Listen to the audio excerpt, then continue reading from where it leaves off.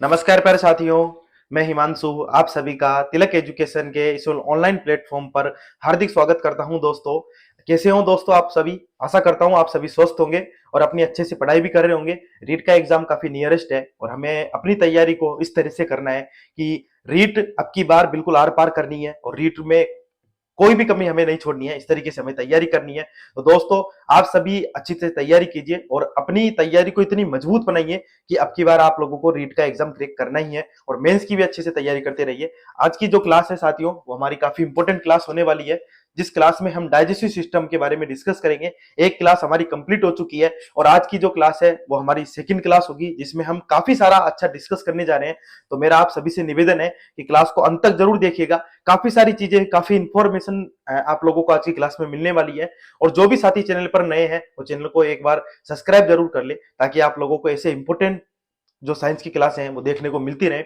अभी हाल ही फिलहाल में अभी आरएस का एग्जाम हुआ है, जो अभी 2 तारीख को कंप्लीट हुआ है। उस एग्जाम में एक क्वेश्चन पूछा गया था कि प्रोटीन की सॉरी क्वाशिकोर रोग,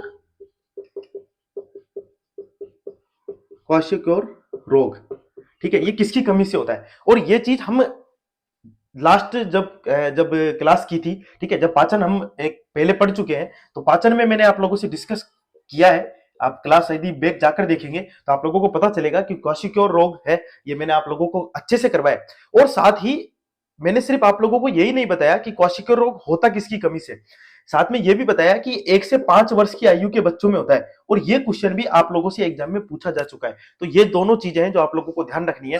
तो इसलिए मैं आप लोगों को बोलता हूं, क्लास को बहुत अच्छे से देखिए, अच्छे से सुनिए। कोई भी चीज है जो एग्जाम में पूछी जा रही है, जो भी चैप्टर हम डिस्कस कर चुके हैं, वो चैप्टर आप लोगों से, यदि उससे संबंधित कोई भी क्वेश्चन एग्जाम में आएगा तो आप लोगों का गलत नहीं होगा। सेकंड, अभी दाब के बारे में हम पढ़ रहे थे। जब प्रेशर के बारे में मैंने आप लोगों को पढ़ाया था, तब मैंने आप लोगों को बताया था कि प्रेशर के मात्रक कौन कौन से होते हैं, और मैंने आप लोगों को बोला भी था कि मात्रक और छोटी मोटी चीजें वो आप लोग अच्छे से ध्यान रख लीजिए। और अभी आरएस के एग्जाम में, ठीक है, आरएस के एग्जाम में क्वेश्चन आया था कि दाब के मात्रक कौन कौन से, तो उसमें मैंने आप लोगों को पास्कल बताया था, जिसको हम पीए से डिनोट करते हैं, ठीक है। टोर होता है, ठीक है, और बार होता है। तो ये सारे जो मात्रक हैं वो मैंने आप लोगों को क्लास में, आप क्लास जाकर देखोगे तब आप लोगों को पता चलेगा कि ये सारी चीजें मैंने आप लोगों को क्लास में बताई हुई है। तो इन चीजों को बिल्कुल छोड़ना नहीं है। साथ ही जो भी चीज मैं आप लोगों को बता रहा हूं उसको बहुत अच्छे से डिस्कस करनी है, बहुत अच्छे से। और यदि मान लीजिए मैंने आप लोगों के लिए कोई चीज छोड़ भी दी है, तो हम उस चीज को मेंस में पक्का डिस्कस करेंगे, क्योंकि मैंने प्री के पर्सपेक्टिव से काफी सारी चीजें हैं वो आप लोगों को कंप्लीट करवाई है। यदि कोई चीज छूट भी रही है तो हम उसको मेंस में पक्का जरूर डिस्कस करेंगे, ये आप लोगों से प्रॉमिस है। तो आज की जो क्लास है उसकी क्लास की हम शुरुआत करने जा रहे हैं, जिसमें हम डाइजेस्टिव सिस्टम के बारे में पढ़ रहे थे। और डाइजेस्टिव सिस्टम में हमने मुख गुहा का पाचन पढ़ लिया था, जिसके बाद हमने अमाशय के अंदर जो पाचन होता है वो भी हम डिस्कस कर चुके थे। आज की जो क्लास है उसमें हम आगे की ओर बढ़ेंगे, और आगे की ओर बढ़ने से पहले मैं आप लोगों के साथ डिस्कस करना चाहूंगा लीवर के बारे में, जिसे ये यकृत आप बोल सकते हैं, यकृत, हिंदी में जिसे यकृत कहा जाता है। तो देखिए, यकृत होता है वो हमारे शरीर की सबसे बड़ा एक अंग है। यकृत है वो हमारे शरीर का क्या है, सबसे बड़ा अंग है। तो नंबर फर्स्ट पॉइंट तो आप लोगों को क्या ध्यान रखना है कि हमारे शरीर का सबसे बड़ा अंग है। ये क्वेश्चन आप लोगों से पूछा जा सकता है कि हमारे शरीर का सबसे बड़ा अंग कौन सा है, तो आप क्या बताओगे? यकृत है। अब यदि सबसे बड़ा अंग है, साथ ही यकृत क्या है, ग्रंथि भी है। यकृत क्या है, ग्रंथि, तो साथ ही क्या होगी, सबसे बड़ी ग्रंथि, सबसे बड़ी ग्रंथि, ठीक है। अब जो यकृत होता है इसका जो वेट होता है वो होता है 1 से 1.2 kg के समथिंग, इसका क्या होता है, वेट होता है। अब सबसे इंपॉर्टेंट चीज जो आप लोगों को ध्यान रखनी है, जो अभी तक एग्जाम में पूछी हुई नहीं गई है, तो वो चीज क्या है, नोट लगा के आप उस चीज को लिख लीजिएगा। क्योंकि देखिए, जिस हिसाब से अभी पेपर आ रहे हैं उस हिसाब से यदि मैं बात करूं तो अच्छे अच्छे क्वेश्चन एग्जाम के अंदर पूछे जा रहे हैं। तो ये चीज आपको ध्यान रखनी है कि यकृत की जो संरचनात्मक, जैसे हम उत्सर्जन तंत्र के अंदर, यदि आप लोगों ने पढ़ा होगा, यदि आप लोग 10th क्लास में पढ़ के आए होंगे, तब आप लोगों को एक लाइन लिखी हुई मिलेगी कि उत्सर्जन तंत्र की संरचनात्मक एवं क्रियात्मक इकाई नेफ्रॉन होती है, ठीक है। उसी तरीके से यकृत की संरचनात्मक एवं क्रियात्मक इकाई यकृत की संरचनात्मक एवं क्रियात्मक क्या होगी? हेप्टिक लोब्यूल्स होगी। हेप्टिक लोब्यूल्स होती है।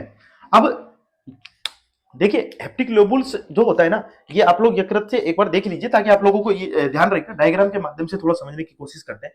तो जैसे मैंने आप लोगों के लिए ये यकृत बना दिया, ठीक है। वैसे ये यकृत प्रॉपर्ली ऐसा नहीं होता है, ठीक है। तो मैंने यकृत बना दिया। ये तो यकृत के दो भाग होते हैं। इसकी जो संरचना है वो बाइलोब्ड होती है, द्विपिंडी संरचना होती है। इसके अंदर दो पिंड होते हैं। कितने? दो पिंड।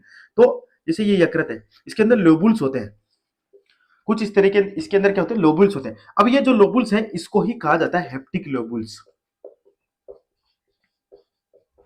ठीक है। और ये जो लोब्यूल्स हैं वो एक संयोजी उत्तक जिसको ग्लिसन्स कैप्सूल कहा जाता है उसके द्वारा ढके हुए रहते हैं, ठीक है। तो ये चीज भी ध्यान रखिएगा कि ग्लिसन्स कैप्सूल के माध्यम से क्या ढके हुए रहते हैं। तो आप लोगों को दो चीजें ध्यान रखनी है कि एक तो यकृत क्या है, यकृत सबसे बड़ा अंग है, सबसे मेन चीज ये ध्यान रखिएगा। साथ ही यकृत क्या ग्रंथि है, क्या है? ग्रंथि, जो अपना हार्मोन, अपना जो रस है वो किसमें स्रावित करती है? छोटी आंत के अंदर स्रावित करती है, इसलिए क्या ग्रंथि है। ये खुद अपना कोई पाचन नहीं करती है। तो यकृत की संरचनात्मक एवं क्रियात्मक इकाई क्या होती है? हेप्टिक लोब्यूल्स होती है। तो हेप्टिक लोब्यूल्स किस तरीके से होती है, ये चीज आप लोगों को क्या करना है, ध्यान रखना है। तो ये कुछ चीजें हैं जो आप लोगों को बहुत अच्छे से ध्यान रखनी है। इसके बाद हम आगे डिस्कस करते हैं नंबर 3। देखिए जो यकृत होता है ये क्या करता है? पितृ रस का श्रावण करता है। इसका श्रावण करता है पितृ रस का, पितृ रस, ठीक है, जिसको आप बाइल जूस बोल सकते हैं इंग्लिश में, बाइल जूस का श्रावण, बाइल जूस का श्रावण करता है। अब ये बाइल जूस होता क्या है और ये करता क्या है? बाइल जूस एक हरे रंग का रस होता है। कैसे रंग का? हरे रंग का रस होता है। साथ ही इसकी प्रकृति क्षारीय होती है। इसकी प्रकृति कैसी होती है? क्षारीय होती है। इसकी प्रकृति क्षारीय क्यों होती है? इन चीजों को आप लोग ध्यान से समझिएगा, क्योंकि इसकी जो पीएच है उसका मान होता है 8.6। ध्यान रखिएगा, पूछा जा सकता है एग्जाम के अंदर कि बाइल जूस की पीएच का मान कितना होता है? 8.6 होता है। तो इसकी प्रकृति कैसी हुई? 7 के अबोव यदि हम पीएच स्केल के अंदर 7 के यदि अभी अबोव नंबर जा रहा है तो उसकी प्रकृति कैसी होगी? क्षारीय होगी। तो इसकी प्रकृति कैसी हो जाएगी? क्षारीय।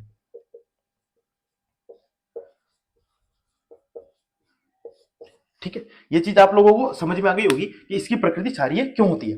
देखिए बाइल जूस होता है, इसके अंदर होते हैं बाइल पिगमेंट्स। अब मैं इसको पितृ रस बोलने की जगह बाइल जूस भी बोल सकता हूं। बाइल पिगमेंट्स होते हैं, ठीक है, बाइल पिगमेंट्स। उनका नाम है बिलीरुबिन और बिलीवर्डिन। बिलीरुबिन और बिलीवर्डिन, क्या नाम है? बिलीरुबिन और बिलीवर्डिन। ये दोनों जो होते हैं बिलीरुबिन और बिलीवर्डिन, ये लीवर में हीमोग्लोबिन के अपघटन से बनते हैं। जब मैं आप लोगों को ब्लड का चैप्टर पढ़ाऊंगा, जब ब्लड के बारे में हम डिस्कस करेंगे, तब मैं आप लोगों को बताऊंगा कि हीमोग्लोबिन के अपघटन से बिलीरुबिन और बिलीवर्डिन बनता है। तब कैसे बनता है, किस चीज से ये प्रक्रिया होती है, ये सारी चीजें हम डिस्कस कर लेंगे। लेकिन जो बाइल पिगमेंट्स होते हैं वो क्या होते हैं? बिलीरुबिन और बिलीवर्डिन। करते क्या है, क्या काम है, ये सारी चीजें हम जब ब्लड वाला चैप्टर पढ़ेंगे तब हम चीजों को डिस्कस कर लेंगे। लेकिन अभी सिर्फ आप लोगों को क्या ध्यान रखना है कि बाइल पिगमेंट्स होते हैं बिलीरुबिन और बिलीवर्डिन होते हैं। पितृ जो रस होता है ये कार्बनिक और अकार्बनिक दोनों होता है। कैसा होता है? कार्बनिक भी होता है, साथ ही अकार्बनिक भी होता है। ये चीजें दोनों आप लोगों को ध्यान रखनी है कि पितृ रस होता है वो कार्बनिक और अकार्बनिक होता है। साथ ही लीवर जब जो पितृ रस होता है ये करता क्या है, इसका कार्य क्या है? तो पितृ रस के बारे में हम डिस्कस कर ही रहे हैं, तो साथ ही इसके फंक्शन के बारे में, इसके कार्य के बारे में भी डिस्कस कर लेते हैं। देखिए जो पितृ रस होता है ये वसा का पायसीकरण करता है। किसका पायसीकरण करता है? वसा का पायसीकरण। वसा पायसीकरण मीन्स होता है वसा का टूटना, वसा का टूटना। तो वसा को किस तरीके से तोड़ता है? ठीक है, वसा का पायसीकरण करता है। तो वसा का पायसीकरण यदि पितृ रस करेगा तो साथ ही एक कार्य ये हो गया कि वसा का पायसीकरण करता है। अब वसा का पायसीकरण करता कौन सा एंजाइम है? मैंने आप लोगों को जब अमाशय के बारे में पढ़ा है तब मैंने आप लोगों को बताया था, कहीं ना कहीं आप यदि क्लास जाकर देखेंगे तो आप लोगों को पता चलेगा कि वसा का पायसीकरण करता कौन है? लाइपेज करता है। कौन करता है? लाइपेज करता है। अब लाइपेज यदि वसा का पायसीकरण करता है तो वो लाइपेज को क्या करेगा? एक्टिव करेगा। क्या करेगा? एक्टिव। तो सबसे फर्स्ट चीज कि लाइपेज को एक्टिव करता है, लाइपेज को एक्टिव करता है। लाइपेज एक्टिव होगा तो क्या होगा? वसा का पायसीकरण होगा। आयसीकरण मीन्स होता है वसा का छोटे छोटे टुकड़ों में टूट जाना। वसा का छोटे छोटे टुकड़ों में ही टूट जाना ही क्या है, वसा का आयसीकरण है। तो हमें एक चीज क्या पता चली, पितृ रस का श्रावण करता है, पितृ रस की पीएच का मान कितना होता है, 8.6 होता है। यदि 8.6 है तो प्रकृति क्षारीय है।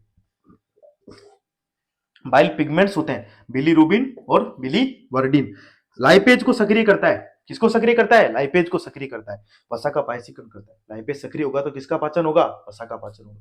तो ये चीजें आप लोगों को ध्यान रखनी है कि नंबर 4 की मैं लीवर के नंबर 4 पॉइंट की ओर आगे बढ़ता हूं। फर्स्ट पॉइंट हमने क्या डिस्कस किया था कि जो लीवर है वो सबसे बड़ा अंग है, साथ ही ये क्या है, सबसे बड़ी ग्रंथि है। तो ये दोनों पॉइंट्स आप लोगों को ध्यान रखने हैं। दूसरा, इसकी संरचनात्मक और क्रियात्मक इकाई हेप्टिक ग्लोबुल्स होती है। तीसरा पॉइंट हमने डिस्कस किया था कि लीवर है वो पितृ रस का स्रावण करता है, और पितृ रस के कार्य क्या है ये भी हमने अभी अभी देखे हैं। अब नंबर 4 पॉइंट की ओर मैं आगे बढ़ूंगा। नंबर 4, ये विटामिन, ठीक है, विटामिन ए, डी, ई, के और B12, ठीक है, सबके आगे कोमा लगा दीजिए, का संग्रह करता है। क्या करता है, संग्रह करता है। इसका मतलब विटामिन ए, डी, ई, के और विटामिन B12 को क्या करता है, स्टोर करता है। क्या करता है, स्टोर करता है। अब जो विटामिन है इसके बारे में यदि मैं डिस्कस कर ही रहा हूं तो मैं आप लोगों को एक बात भी बता देता हूं कि विटामिन ए, डी, ई और के ये वसा में घुलनशील विटामिन है। कौन से विटामिन है, वसा में घुलनशील, ये है वसा में घुलनशील विटामिन। और WBC याद रखिएगा, वाटर सोल्यूबल, W से, WBC जानते हो, WBC क्या करती है, तो उससे WBC से याद रख लीजिएगा। B और C क्या है, वाटर सोल्यूबल। तो वाटर में घुलनशील विटामिन की यदि मैं बात करूं तो वो कौन से होंगे, WBC। तो ये दोनों चीज है जो आप लोगों को ध्यान रखनी है। ADEK ये कौन से विटामिन है, वसा में घुलनशील विटामिन है, और इसका संग्रह कौन करता है, लीवर करता है। तो ये चीज ध्यान रखिएगा, विटामिन ADEK। अब दूसरा, विटामिन ए का संश्लेषण करता है। विटामिन ए का क्या करता है, संश्लेषण करता है, और हिपेरिन का संश्लेषण करता है। देखिए विटामिन ए, डी के को तो स्टोर तो करता ही है, साथ में कौन से विटामिन का संश्लेषण करता है, तो विटामिन ए का संश्लेषण करता है। विटामिन ए व हिपेरिन का संश्लेषण, संश्लेषण मतलब निर्माण करता है। संश्लेषण मीन्स निर्माण करता है। अब हिपेरिन क्या होता है, मैंने विटामिन ए तो समझ में आ ही गया होगा कि विटामिन ए क्या चीज है, लेकिन हिपेरिन क्या चीज होती है ये चीज आप लोगों को पता नहीं है, तो मैं आपको साथ के साथ बता देता हूं। हिपेरिन एक ऐसा एंजाइम है जो हमारे ब्लड का थक्का जमाने में काम करता है। क्या करता है, थक्का जमाने में काम करता है, इसलिए हिपेरिन का क्या करता है, संश्लेषण करता है। ठीक है, तो कहीं ना कहीं ब्लड के थक्के बनने के लिए भी लीवर का रेस्पॉन्सिबल होना आवश्यक है। लीवर रेस्पॉन्सिबल है, तो ये चीज ध्यान रखिएगा। तो लीवर कितने सारे कार्य करता है, पुनरुद्भवन की क्षमता होती है। थोड़ा सा भी डैमेज हो जाएगा वापस अपने आप बॉडी को, पूरी बॉडी के अंदर ही मैं तो मानता हूं कि हमारी जो ह्यूमन जो पूरी बॉडी है, पूरी बॉडी के अंदर ही पुनरुद्भवन की क्षमता है। आपका थोड़ा सा भी यदि कहीं से भी पार्ट डैमेज होता है तो पूरे वापस से रिकवर करने की हमारे अंदर क्या क्षमता है, लेकिन लीवर के अंदर बहुत ज्यादा क्षमता है। बाकी अंग यदि कोई डैमेज हो जाएगा तो वापस से ठीक होने में दिक्कत आती है, लेकिन लीवर क्या कहता है, पुनरुद्भवन की क्षमता रखता है, वापस से क्या हो जाएगा, वापस से रिकवर हो जाएगा। तो ये चीज ध्यान रखिएगा कि विटामिन ए का और हिपेरिन का क्या करता है, संश्लेषण करता है। अब दोस्तों ध्यान से सुनिएगा, जो मैं आप लोगों को पॉइंट बताने जा रहा हूं वो काफी इंपॉर्टेंट पॉइंट है। जब भी आप भोजन करते हैं, ज्यादा मात्रा में भोजन कर लिया तो जितना आपने भोजन किया है उतना ही ज्यादा क्या बनेगा, ग्लूकोज बनेगा, क्योंकि हम ग्लूकोज ही तो खा रहे हैं। जितना भी क्या खा रहे हैं, ग्लूकोज खा रहे हैं। जो भी हमने ग्लूकोज लिया है उसको ग्लाइकोजन में परिवर्तित कर देता है। किसमें परिवर्तित कर देता है, ग्लाइकोजन में परिवर्तित कर देता है। अब ग्लाइकोजन में क्यों परिवर्तित करता है, क्योंकि ग्लाइकोजन की ही फॉर्म में ग्लूकोज लीवर में स्टोर होता है। किसमें स्टोर होता है, लीवर में, इसलिए ग्लूकोज को ग्लाइकोजन में क्या करता है, परिवर्तित करके इसको स्टोर करता है, ग्लाइकोजन को। और उसी प्रक्रिया को, ठीक है, स्टोर किसको, ग्लूकोज को, ग्लूकोज को ग्लाइकोजन फॉर्म में स्टोर, ठीक है, यह भी इसका कार्य है। इस प्रक्रिया को, जो ग्लूकोज को ग्लाइकोजन की फॉर्म में स्टोर किया है, इसको ग्लाइकोजेनेसिस कहा जाता है। यह क्वेश्चन अभी तक एग्जाम में आया हुआ नहीं है, लेकिन पूछा जा सकता है। ग्लाइको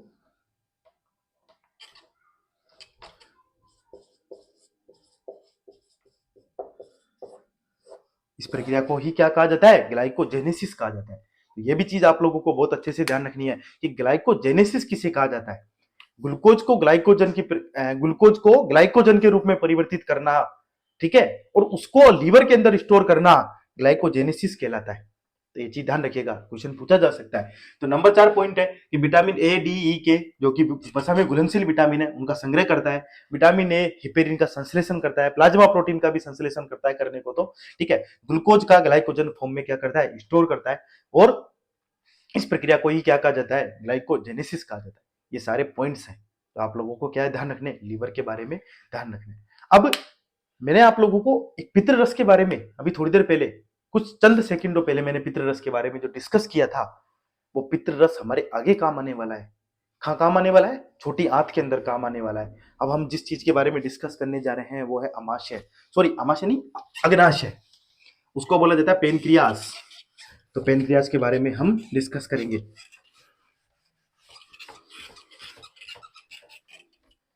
अग्नाशय क्या होता है दोस्तों? अग्नाशय भी एक ग्रंथि है। जैसे यकृत एक ग्रंथि है, वैसे ही अग्नाशय भी क्या है, एक ग्रंथि है। और वो ग्रंथि कैसी है, मिश्रित ग्रंथि है। कैसी ग्रंथि है, मिश्रित। अग्नाशय, ठीक है। अब ये भी क्या है, एक ग्रंथि है, ठीक है, और ग्रंथि भी कैसी है, मिश्रित, मिश्रित ग्रंथि, ठीक है। कैसी ग्रंथि है, मिश्रित ग्रंथि है। संपूर्ण पाचन रस हमारे शरीर के अंदर, चाहे किसी भी चीज का पाचन करना हो, वो अग्नाशय से जो रस निकलता है, इसको बोला जाता है अग्नाशय रस। अग्नाशय रस से संपूर्ण पाचन होता है, जिसको संपूर्ण पाचन रस भी बोल सकते हैं। आपके एग्जाम में क्वेश्चन आ जाए कि संपूर्ण पाचन रस किस रस को कहा जाता है, तो अग्नाशय रस को ही क्या कहा जाता है, संपूर्ण पाचन रस, ठीक है। तो संपूर्ण पाचन रस अग्नाशय रस का श्रावण किसके माध्यम से होगा, अग्नाशय के माध्यम से होगा। किसके माध्यम से होगा, अग्नाशय के माध्यम से संपूर्ण पाचन रस का क्या होगा, श्रावण होता है। अब संपूर्ण पाचन रस इसे क्यों कहा गया है, क्यों, क्योंकि इसके अंदर नंबर 1 ट्रिप्सिनोजन, ठीक है, नंबर 2 लाइपेज, नंबर 3 एमाइलेज, और नंबर 4 न्यूक्लिएज। इसको मैं हिंदी में भी लिख देता हूं, ट्रिप्सिनोजन, लाइपेज, एमाइलेज,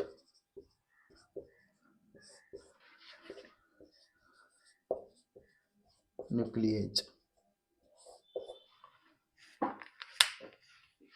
देखिए, जब भी मैं सीन की बात करूं, आप ध्यान से याद रखिएगा, ट्रिप्सिन, सीन, कुछ भी आ जाए, पेप्सिन, सीन, तो किसका पाचन होगा, प्रोटीन का पाचन होगा। किसका पाचन होगा, ठीक है, ट्रिप्सिन, नोजन बात में ध्यान नहीं रखना है, ट्रिप्सिन, तो किसका पाचन होगा, प्रोटीन का पाचन। तो देखिए किसका पाचन कर रहा है, प्रोटीन का पाचन कर रहा है। लाइपेज, वसा का पाचन, अभी अभी हमने डिस्कस किया था, लाइपेज किसका पाचन करता है, एमाइलेज, कार्बोहाइड्रेट का पाचन, ठीक है। और न्यूक्लिक अम्ल का पाचन, न्यूक्लियस किसका पाचन करता है, न्यूक्लिक अम्ल का, न्यूक्लिक अम्ल का पाचन। ये सभी चीजों का पाचन हो गया, प्रोटीन हो, कार्बोहाइड्रेट हो, वसा हो, न्यूक्लिक अम्ल हो, यही तो सारी चीजें हमारे बॉडी के अंदर उपस्थित हैं। इन सभी चीजों का पाचन कौन कर रहा है, संपूर्ण पाचन रस कर रहा है, जो किसके माध्यम से स्रावित होता है, मिश्रित ग्रंथि के द्वारा स्रावित होता है, और उस मिश्रित ग्रंथि का क्या नाम है, अग्नाशय। तो ये सारे पॉइंट्स हैं, वो भी आप लोगों को क्या करने हैं, ध्यान रखने हैं। अब नंबर 2 पॉइंट जो आप लोगों को बिल्कुल अच्छे से ध्यान रखना है, जो एग्जाम में आप लोगों से पूछा जा सकता है, प्री के अंदर वो क्वेश्चन आने की पॉसिबिलिटी ज्यादा है, तो उसका है पीएच। इसकी पीएच कितनी होती है, 7.7। कितनी होती है, 7.7। ये भी आप लोगों को ध्यान रखना है, क्योंकि ये क्वेश्चन आप लोगों से पीएच से संबंधित क्वेश्चन है, वो एग्जाम में पूछे जाने की प्री के अंदर मोस्ट प्रोबेबली चांसेस हैं कि पीएच से संबंधित एक क्वेश्चन एग्जाम में पूछा जाए। तो ये चीज भी बहुत अच्छे से आप लोगों को क्या करनी है, ध्यान रखनी है। तो ये सारी चीजें हैं जो आप लोग बिल्कुल अच्छे से याद कर लीजिए। देखिए सीन, प्रोटीन, लाइपेज याद हो ही गया होगा, इतनी बार बोल दिया। एमाइलेज हमने पहले भी डिस्कस किया है, कहां पे, जब हम मुख्य गुहा के अंदर पाचन पढ़ रहे थे, तब आप यदि क्लास जाके देखेंगे तो आप लोगों को पता चलेगा कि एमाइलेज हम डिस्कस करके आ चुके हैं। और एमाइलेज किसका पाचन करता है, कार्बोहाइड्रेट का पाचन करता है। और एमाइलेज ही मुख्य गुहा के अंदर स्टोर्च को शर्करा में स्टोर्च को माल्टोज में बदलने का कार्य, 30% स्टोर्च है उसको माल्टोज में बदलने का कार्य कौन कर रहा था, एमाइलेज कर रहा था। ये मैंने आप लोगों को, जब हम मुख्य गुहा के अंदर पाचन पढ़ रहे थे, तब मैंने आप लोगों को बता दिया था न्यूक्लियसिस जो न्यूक्लिक अम्ल का पाचन करता है। ये सारी चीजें हैं जो आप लोगों को बिल्कुल अच्छे से ध्यान रखनी है दोस्तों। इसके बाद अब मैं आगे की ओर बढ़ता हूं, और जिस चीज के बारे में हम इतना पढ़ रहे थे, कि जिस चीज के लिए हमने पढ़ा था कि दोनों रस हैं, पित्र रस और अग्नाशय रस, ये ग्रंथियां हैं। ये दोनों क्या थी, ग्रंथियां थी। ये तो सिर्फ अपना अपना जो रस है वो छोड़ेगी जाके छोटी आंत के अंदर। हमने अमाशय पढ़ लिया था, अमाशय के बाद जो स्टेप आती है वो आती है छोटी आंत की, क्योंकि भोजन तो अभी इनके अंदर से तो भोजन आना ही नहीं है। भोजन जिस जगह से आना है, ठीक है, वो है अमाशय। अमाशय से भोजन आता है छोटी आंत के अंदर, जिसे बोला जाता है स्मॉल इंटेस्टाइन, छोटी आंत।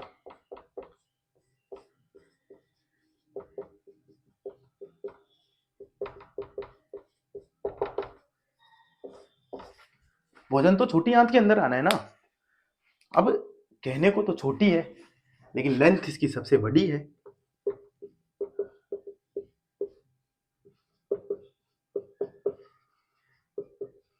लगभग 6 मीटर,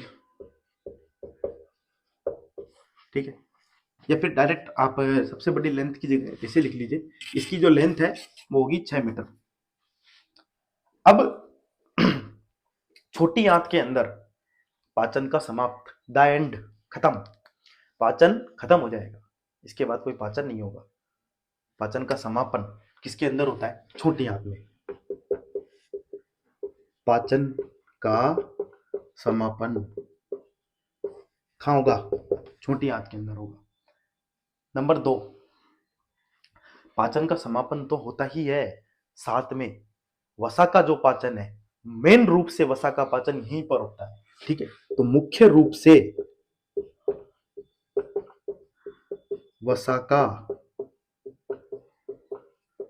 पाचन, मुख्य रूप से वसा का पाचन भी कहां होना है, छोटी आंत के अंदर ही होना है। दोनों पॉइंट्स बिल्कुल अच्छे से ध्यान रखने हैं, पाचन का समापन और मुख्य रूप से वसा का पाचन, दोनों पॉइंट्स आप लोगों को ध्यान रखने। देखिए, जो छोटी आंत होती है इसके 3 भाग होते हैं। फर्स्ट है duodenum, second jejunum, third ileum. ये तीनों चीज है वो आप लोगों को ध्यान रखनी है। इसके पहले मैं आप लोगों को एक पॉइंट्स बता देता हूं कि वसा जो छोटी आंत है उसके अंदर 3 प्रकार के रस आते हैं, पित्र रस, वसा का पाचन, अग्नाशय रस, लाइपेज, वसा का पाचन, और इलियम, सॉरी इलियम तो भाग है ना, एक होता है आंत रस। कितने रस, आंत रस। तो कौन कौन से रस आ रहे हैं, है ना, इसमें 3 प्रकार के रस पाचन में प्रयुक्त होते हैं। इसमें 3 प्रकार के रस पाचन में प्रयुक्त होते हैं। कौन कौन से हैं वो 3 प्रकार के रस, नंबर 1 आंतरस, इसी का रस है, ठीक है, इसी आंत से निकलता है आंतरस। नंबर 2 अग्नाशय रस, पेनक्रियाज रस, अग्नाशय रस। और नंबर 3 है पित्तरस। नंबर 3 क्या है, पित्तरस। ये तीनों रस क्या करते हैं, छोटी आंत के अंदर प्रयुक्त होते हैं। इसके अंदर, छोटी आंत के अंदर प्रयुक्त होते हैं। तो ये तीनों रस हैं, इसी के माध्यम से तो मैंने बताया ना मुख्य रूप से वसा का पाचन होता है। क्यों होता है, अब मुझे लगता है कि आप लोगों के पॉइंट्स बिल्कुल अच्छे से समझ में आ गया होगा कि हम एक एक चीज को इसलिए तो डिस्कस कर रहे हैं ताकि आप लोगों को चीजें रटने की जगह समझ में आ जाए, ठीक है। रटने के लिए तो काफी सारी किताबें पढ़ी हुई हैं, जिसमें से आप जिनके माध्यम से आप किसी भी चीज को बहुत अच्छे से रट सकते हैं। लेकिन रटना नहीं है, चीजों को क्या करना है, समझना है। यदि चीजों को समझेंगे तो लॉन्ग टर्म के लिए याद रहेगी, और चीजें याद रहेगी तो आप अच्छा एग्जाम में अच्छा परफॉर्म कर पाएंगे, और जितना आप अच्छा एग्जाम में परफॉर्म कर पाएंगे उतने ज्यादा मार्क्स आएंगे। तो ये चीजें ध्यान रखनी है। अब नेक्स्ट देखिए दोस्तों,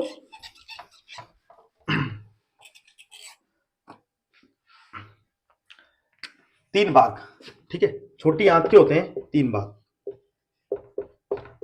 नंबर एक, ठीक है, मैं इनका यदि इंग्लिश में नेम लिख रहा हूं, इसका मतलब ये नहीं है कि इनका हिंदी में कुछ अलग नाम है। इसको डूडीनम भी बोला जाएगा, इंग्लिश में भी वही बोला जाता है, हिंदी में भी वही बोला जाता है, ठीक है।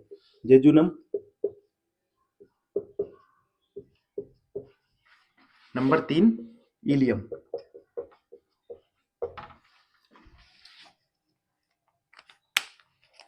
अब ड्यूडिनम क्या करता है, ड्यूडिनम में होता है सर्वाधिक पाचन। ध्यान रखना है, सर्वाधिक पाचन। पाचन पढ़ रहे हैं तो पाचन होगा, पाचन होगा उसके बाद ही अवशोषण होगा, ठीक है। तो अवशोषण, सर्वाधिक अवशोषण, ठीक है। और सबसे लंबा और कुंडलीकृत भाग, सबसे लंबा और कुंडलित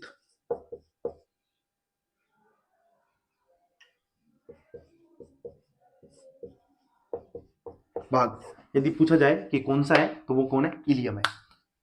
ड्यूडिनम सर्वाधिक पाचन, जेजुनम पाचन होगा उसी के बाद अवशोषण होगा, ठीक है। डी आता है, ऐसे याद रख लीजिएगा, सबसे पहले डी आता है अल्फाबेट के अनुसार, उसके बाद जे आता है, और इलियम तो ध्यान रहेगा ही फिर, ठीक है, वो आप नोमेनक्लेचर से ध्यान मत रखिए। पाचन होगा उसी के बाद अवशोषण होगा, ये भी ध्यान रख सकते हैं, क्योंकि पहले पाचन होगा उसी के बाद तो अवशोषण होगा, बिना पचे ही डायरेक्ट अवशोषण तो हो ही नहीं सकता। तो ध्यान रखिएगा कि ड्यूडिनम, फिर जेजुनम और फिर इलियम, ये तीनों पॉइंट्स हैं वो आप लोगों को ध्यान रखने। फर्स्ट डी आता है, फिर जिसके बाद जे आता है, जे के बाद फिर इलियम, ध्यान ही रख सकते हैं, सबसे लंबा और कुंडलीकृत भाग है। अब अवशोषण होता है, पाचन तो मैंने आप लोगों को बता ही दिया कि पाचन किस प्रकार होगा, क्योंकि सर्वाधिक जो पितृ रस है, अग्राशय रस है, ये सब किस में प्रयुक्त हो रहे हैं, डेड्यूनम वाले भाग के अंदर ही प्रयुक्त हो रहे हैं, इसके अंदर ही आके मिल रहे हैं, इसलिए ही क्या हो रहा है, सर्वाधिक पाचन हो रहा है। लेकिन अवशोषण कैसे होता है, छोटी आंत के अंदर आप जितनी भी चीजें खाते हैं जिसमें विटामिन है, मिनरल्स है, वाटर है, खनिज लवण है, ये सब चीजों का अवशोषण होना है, और ये सब चीजें अवशोषित होती हैं। उसके लिए छोटी आंत के अंदर पिली के सर्कुलेरिज उपस्थित होते हैं,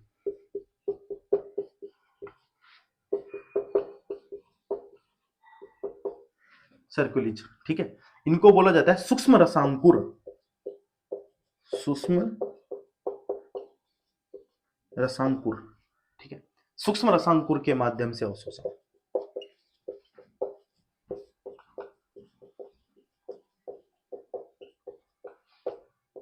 इसके माध्यम से, सूक्ष्म रसांकुर के माध्यम से क्या होता है, अवशोषण होता है, ये भी ध्यान रखिएगा। अब आंतरस होता है, आंतरस में क्या क्या चीजें होती हैं, आपने ये तो बता दिया कि पितृरस होता है, पितरस में क्या क्या चीज होती है, अग्नाशय रस होता है, ये आंतरस के बारे में आपने अभी तक नहीं बताया, आंतरस में होता क्या है और ये करता क्या है। फिर आंतरस बताया तो फिर आंतरस में होता क्या है ये भी बताओ, ठीक है। आंतरस के बारे में भी आप लोगों को मैं बता देता हूं कि आंतरस में क्या क्या चीजें होती हैं। आंतरस, इसमें चार चीजें होती हैं, लेकिन मुझे लगता है कि आप लोग दो भी याद रख लोगे तभी भी ठीक रहेगा, बाकी याद रखना ना रखना वो आपके ऊपर है एक बार, ठीक है। डाई, डाइसेकेराइडेज, ठीक है। डाई पेप्टाइडेज, नंबर तीन लाइपेज, और नंबर चार